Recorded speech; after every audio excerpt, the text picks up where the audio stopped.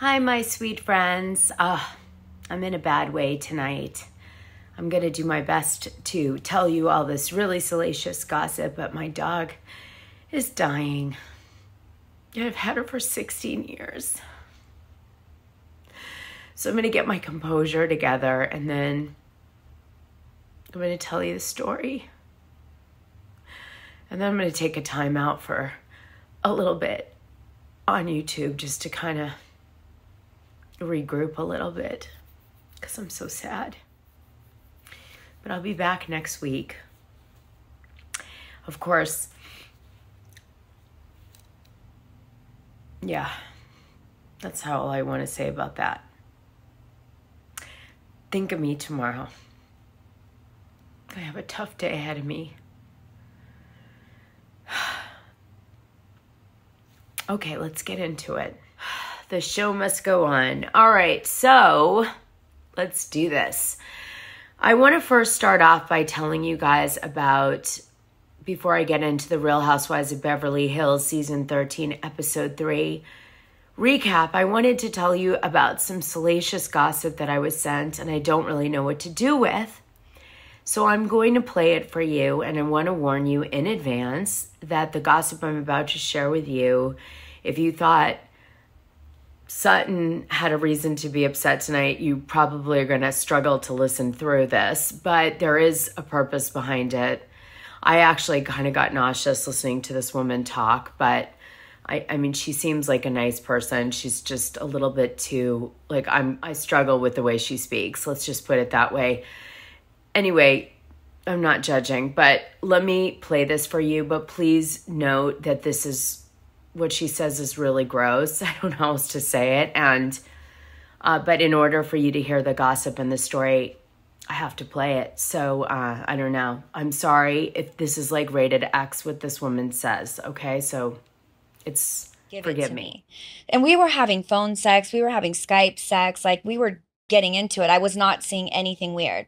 So he goes to me, "I'll be right back." Little did I know this motherfucker was the Forrest Gump meme running his ass across the street to Petco. And then he's like, "I'm going to assess your body. I'm going to walk around you." And he's like, "And by the way, before you, I want to make sure that you have eaten well. I want you to go to In-N-Out and I want you to get animal style fries, double cheeseburger. I want you to go to Chick-fil-A, extra Polynesian sauce." And I'm sitting here like, wow, he really wants me to be fed. Okay. And I've bought you these 3 kiddie bowls. Then sends me a picture of 3 pink kiddie bowls on the fucking ground, and he said he's going to my face so hard that I vomit on his dick into the kiddie bowl until each 3 are filled, and then he's going to leash me up and I'm gonna crawl to each bowl while he fucks and I lap up my vomit.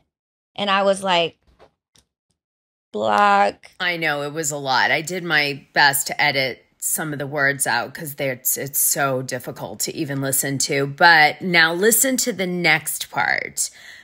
She says something about Netflix, and then she says something else, and then I'll be back. And you're lucky I don't tell everybody your name because your wife has a big show on Netflix. And y'all weren't necessarily fully parted now that I've heard all the information. So you're lucky I don't call your ass out, whatever camera's looking at me. Weirdo shit. Wife doesn't know. She's traumatized. Now she's saying she's a lesbian. Maybe they were in an open marriage. Like, I could tell she's going through it, and I've ran into her and in the store, and I wanted to run over to her and be like, "Baby, don't put yourself through it. Your man was garbage." But I just can't because old me would have done it, but new me's trying to stay out of people's business. So that was Aubrey Morgan O'Day, and she was on a show, I guess, talking about the more sexual aspects of her life because she's an ex-singer in the girl group Danity Kane that P. Diddy was involved with, and she also has been on a bunch of reality shows. So it sure as hell sounds like she's talking about Mauricio Umansky and Kyle Richards, but Kyle Richards doesn't have a show on Netflix.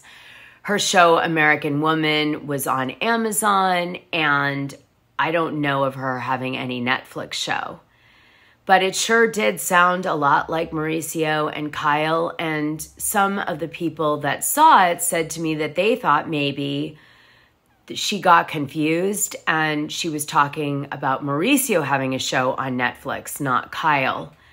And so I thought I'd share it with you. We know about some other gossip to do with Mauricio, which makes this possible, obviously. You don't have to be I don't have any underwear. I'm going to still trail you.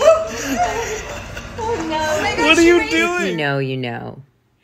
But it's so disturbing that I'm like not going to make that leap at all. I'm going to pray that it isn't Mauricio and Kyle, but I would be open to hearing your guesses in the comments below of who it might be. Who is this person she's talking about? Now, Real Housewives of Beverly Hills Lisa Vanderpump has said that she's willing to come back to the show at BravoCon 2023. And then she proceeded to shade Teddi Mellencamp pretty hard on the red carpet, which is saying something because it takes a lot for Lisa Vanderpump to bother. Here is what she said. Like Tamara just said to me, "Oh, I love your little dog. I just rescued a pit bull."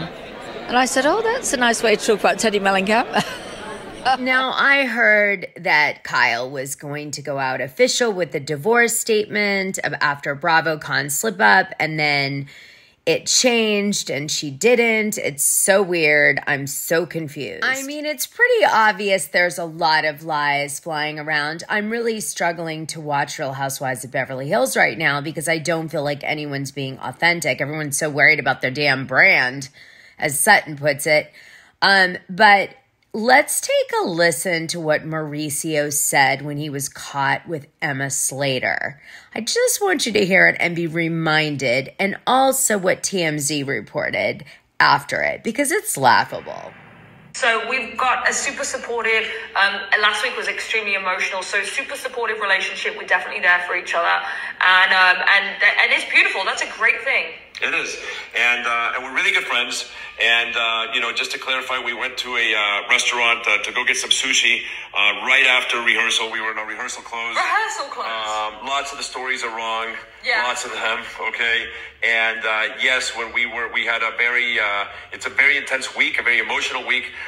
We were talking about the week during dinner. And when we came out of dinner, we were recapping, and I reached out to grab Emma's hand. And she grabbed my hand, and then we walked, to the cars, just recapping and summarizing. Right. And then the paparazzi caught, that moment, and it's become a blown out moment. And then all of a sudden we're dating. Yeah. So anyway, just that's it. Hope that clarifies. That's the end of that story, and we're gonna keep on dancing. We're gonna keep having fun. Having fun being the key word in that sentence. So TMZ took the emotions running high comment that he just said as him saying that he was holding hands with Emma because he was overcome with emotion while discussing fond memories of his marriage to Kyle. Are you kidding? Yeah, and I always, when I talk about my ex-boyfriends, I like to make love to another person too, and that makes me feel so much better as I think of my ex-boyfriends fondly. There's a reason for everything in the Umansky household, so I would assume that they're plotting and planning. Again, not an easy, clean split. And it's not going to be a clean break. And they have brands they're trying to protect. By the way, did you hear Sutton worried about her brand on tonight's episode? I was like, huh? What is happening here? Now, I'm hoping to get an old friend of mine from Real Housewives of Beverly Hills who has a lot of insight on the show and the people on the show like I do. And I'm trying to get him to do a live with me. And if I do, I think he's going to have a lot to say. Stay tuned. Thank you, Mauricio Umansky, for making me laugh tonight. I needed it. All right, let's get into the recap. Well, we all got excited tonight when we started to hear that they were going to do an intervention. We're thinking, oh my God, here's the moment we've been waiting for. They're going to finally sit Sutton down and address the rumors that, of course, she's got a drinking early in the day issue, which, by the way, Teddi Mellencamp took a jab at on Watch What Happens Live. She said, I know you've got like a vodka in your purse. And then Sutton went on BravoCon and said, that's ridiculous to say that I have a vodka bottle in my purse. Of course I don't. My bag's not that big, etc., etc. Made it sound ridiculous. But in tonight's episode, we learn that she carries around grapefruit juice in her purse, a special type. I'm not going to say the name because I don't want to do product placement for them. But it made me think that you're getting a glimpse into how the women believe she's carrying around the liquor in the grapefruit juice. Now, I think the editors, took a shot at it with the grapefruit juice. They didn't say alcohol, but they said grapefruit juice. Now, we don't know, is there anything in that bottle with that grapefruit juice? Like, is there vodka mixed in it? Or is it just there and she uses it when she's drinking? Or how's that all work? But I know it was a wink to the rumors that were supposed to be outed last season about Sutton, okay? Which Teddy alluded to on Watch What Happens Live, because she's heard them too. Anyway, we get all excited that there's going to be this intervention in Vegas, and we think it's going to be the real intervention that we've been waiting for, because I promise you, this has been a thing that was supposed to happen for a while. But instead, they hit it with this kind of silly one that Garcelle does. Listen. You've already changed? Yes, because I want to go to meet men. Come. Meet men? Yes. Hold on, man. Yeah, hold on. I also want to do an Now, intervention. Watch their faces. I want to do an intervention on how we date. Oh.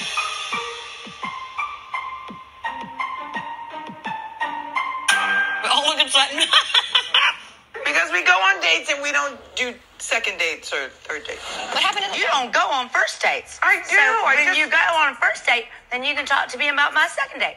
Well, where's this coming from? Yeah. I thought it was really interesting that Erica says, where's this coming from?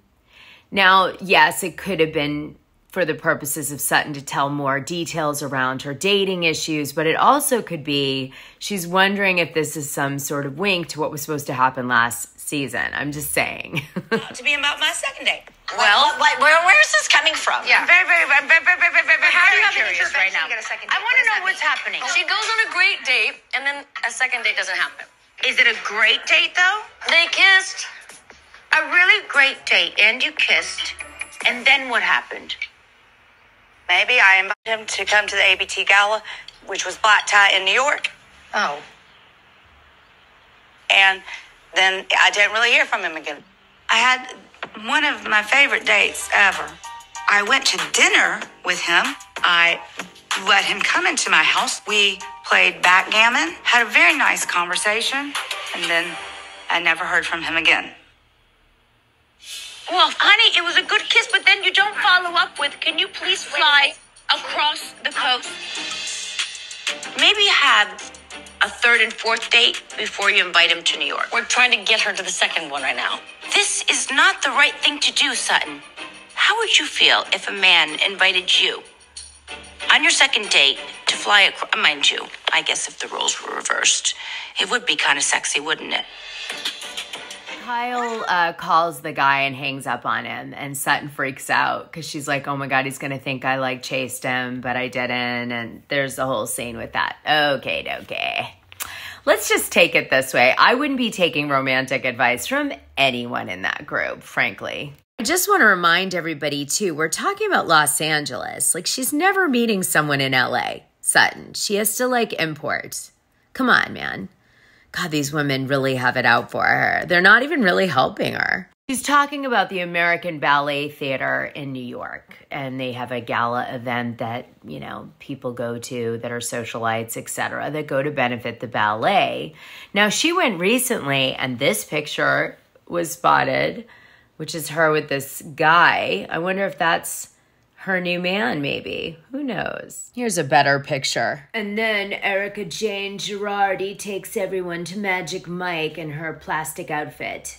So we end up at the Magic Mike performance. I'll give you a quick taste of it. And everything seems to be going great. Sutton seems really excited. She has $1 bills to give to the strippers. She's wearing pants, so she's prepared to do an appropriate lap dance. She's mentions that she's in pants several times for the purpose of getting a lap dance by the hot guys on stage.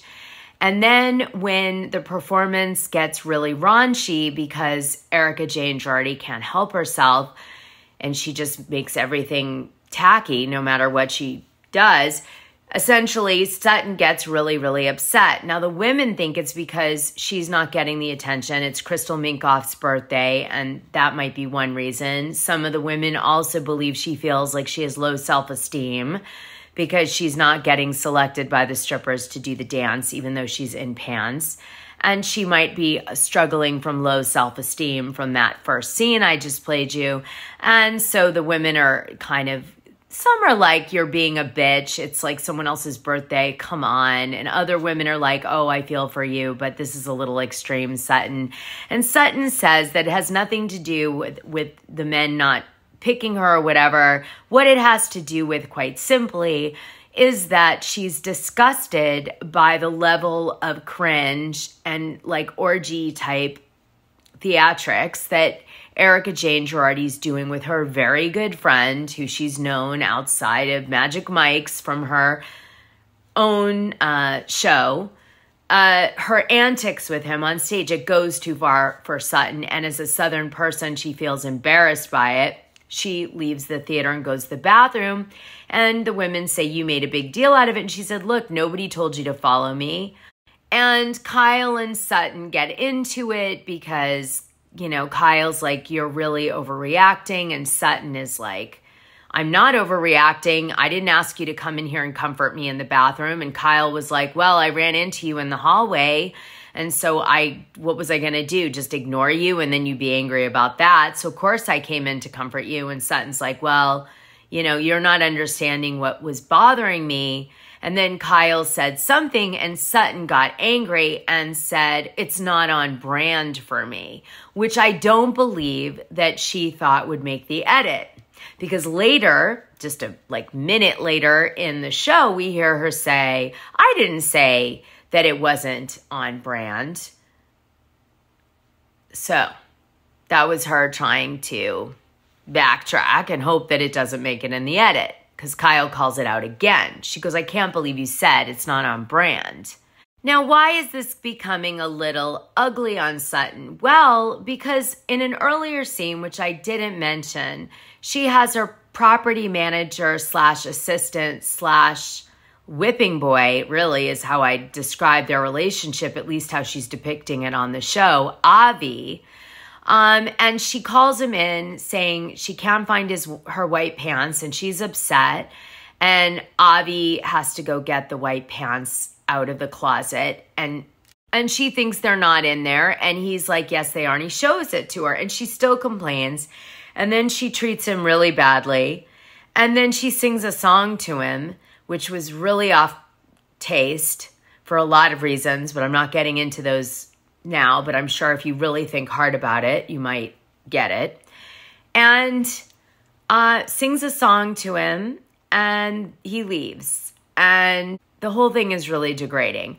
Now, I will say this for Sutton's sake. I'm sure the producers asked her to do it. What probably happened was she misplaced her pants. The producers heard her and said, we want to get you looking for the pants again, and, you know, maybe call Avi down to help you, and egged her on. So she came off extra horrific so they'd get their scene, to be fair. But it comes off awful on TV. And if it was her, Lord help her, because she's a horrific human from that scene, just saying. And I liked Sutton. All the girls leave Magic Mike mid-performance, which upsets Erika because it's her friend who set this up for them. So Erika stays, and so does Dorit, not to be rude to the performers, because they're really in a high visible space. And then they all reunite in the Sprinter van at the end of the show, and everyone's expecting Erika to have a huge fight with Sutton, but she surprisingly doesn't. And she cites that she's not doing this for Lent because she's said she isn't going to fight with anyone. Now, if you think that's the truth, I've got another thing to tell you. She for sure was told by the producers that they want to see a softer side of her on this trip. And this is her excuse for this, okay? But she may have come up with the excuse, which was pretty smart. The Lindt thing. She probably stole it from somebody. Then we see an uneventful dinner that they just chit-chat, and we see the grapefruit juice come out of Sutton's purse, and everybody talks about different sexual things, and supposedly Sutton wants sex twice a day, and she has a vibrator, and she brings it on trips with her, and Crystal has nice nipples, and Crystal drags Dorit and says, you know, she is basically a fembot. I see the resemblance. You know what a fembot is, right? A feminine humanoid robot, because she's all made of plastic. Oh, I heard some gossip I wanted to tell you, which was, guess who out of all the Real Housewives of Beverly Hills cast impressed upon the best with the sponsors at BravoCon, because they had this ad sales party and all the reality stars go hoping to get like deals with the different brands. That's how you get like those extra ads and stuff. Well, I heard on this cast, the person who shined the brightest and the brands were most interested in was Garcelle Beauvais, because of the way she carries herself and how she does her shade. It's like very ladylike and professional, and the brands are comfortable with that. So I thought you'd find that interesting. So one of the things that comes up, which actually was the most compelling storyline to me, was Garcelle feeling like she couldn't trust the women to disclose things about her insecurities as a mother or her children because of the attacks that the women did on the show against her son Jax and Oliver. Erica Jane Girardi tells her little son, who's 14, to F off while she's on drugs and like some sort of antidepressant or something. And then you've got Kyle Richards and Mauricio laughing and joking about the fact that Erica said, you know, to F off to Jax. And then you've got Dorit and PK like adding to it and making even a bigger joke out of it. And it just was really off-putting.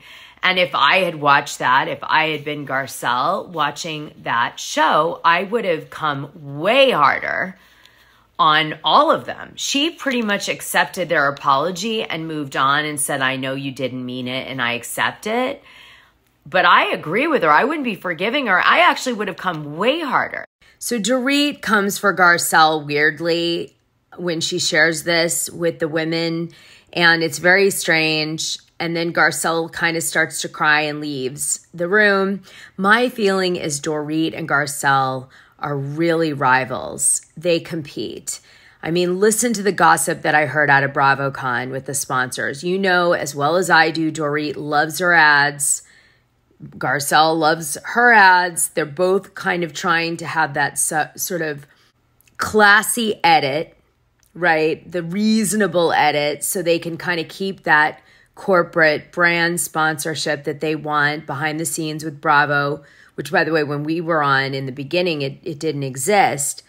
So there are some women that are playing a different game. They don't care about the fans. They care about the edit so that they can keep getting the brand sponsorships. And I'd say Garcelle and Dorit are rivals on that front based on the gossip coming out of BravoCon recently that I heard. Anyway, I never had the patience for this nonsense, which is why I didn't last.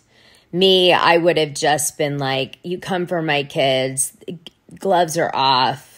I'd be in the Patreon every 10 minutes pulling up a video or an audio or something bad someone may or may not have done. And as long as it was based in truth, I would have been saying it. Doesn't really work for the current state of things. Anyway. All right, you guys, one more thing before I go.